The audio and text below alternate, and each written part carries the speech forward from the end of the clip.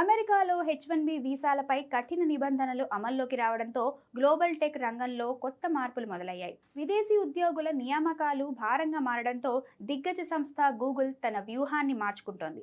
వీసాల కోసం ఎదురు చూడకుండా భారత్లోనే కార్యకలాపాలను భారీగా విస్తరించేందుకు అడుగులు వేస్తోంది. ఇందులో భాగంగా బెంగళూరులోని వైట్ఫీల్డ్ ప్రాంతంలో సుమారు 20,000 మంది ఉద్యోగులు పనిచేసే భారీ క్యాంపస్ను గూగుల్ సిద్ధం చేస్తుంది. ఇప్పటికే ఒక ఆఫీస్ టవర్ను లీజుకు తీసుకున్న అల్ఫాబెట్ మరో 2 టవర్ల కోసం చర్చలు జరుపుతోంది. మొత్తం 3 టవర్లు కలిపి 24 లక్షల చదరపు అడుగుల విస్తీర్ణంలో ఉండనున్నాయి.